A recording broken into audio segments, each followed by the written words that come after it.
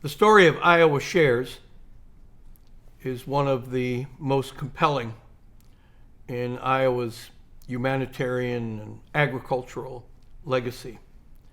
It started with Governor Ray and I and Mrs. Ray going to this refugee camp in Thailand at the Cambodian border, seeing 30,000 starving, emaciated victims of the Khmer Rouge genocide who had stumbled across the border. Governor Ray's photos of that situation had been printed in the Des Moines Register with this headline of how the governor had watched people die. And as this story and his photos in the paper, and not just one on the front page, but a whole array of the photos inside the Des Moines Register, read by people, it was like an electric current spread across the state.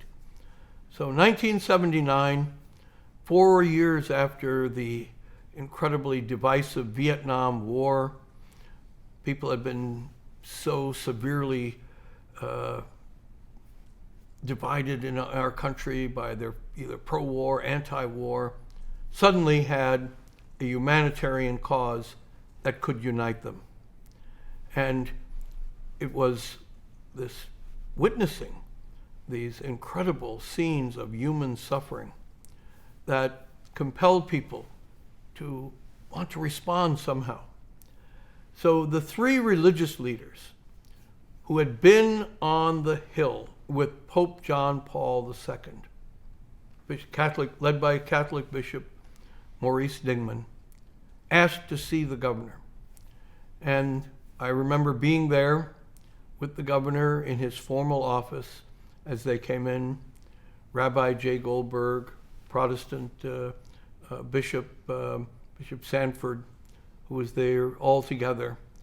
And Bishop Dingman took the lead and said, "We're here representing major faiths.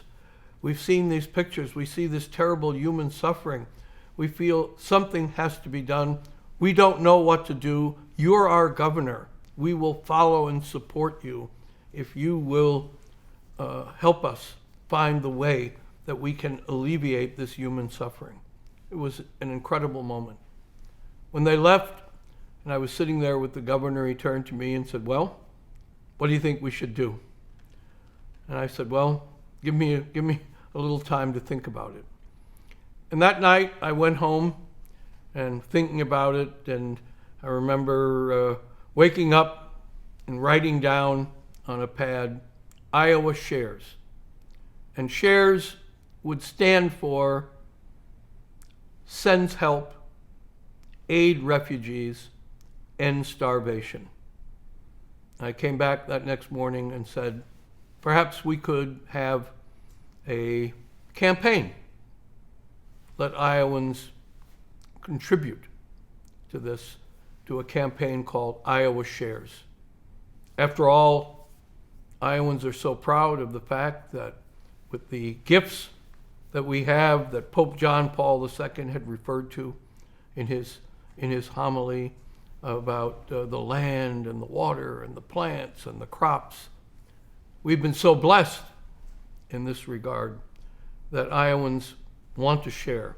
They take great pride in the productivity of our agriculture, of how Iowa helps feed the world. The editor of the Des Moines Register, editor and publisher, Michael Gartner, who I had gotten to know, and I had a drink together.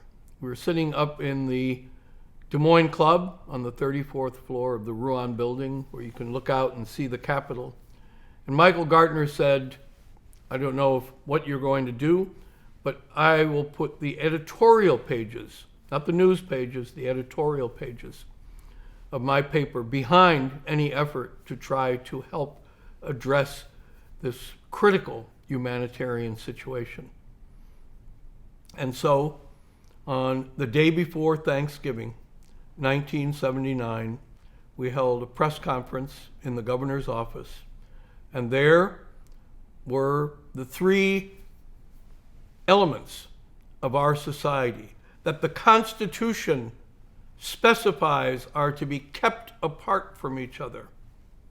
Government, the governor, the press, Michael Gartner in the Des Moines Register, and religion, those three religious leaders, all together saying, we are forming this campaign, Iowa Shares. And we want to encourage Iowans to donate money, send money to it. We had established a post office box. It was Box 1979, Des Moines, Iowa.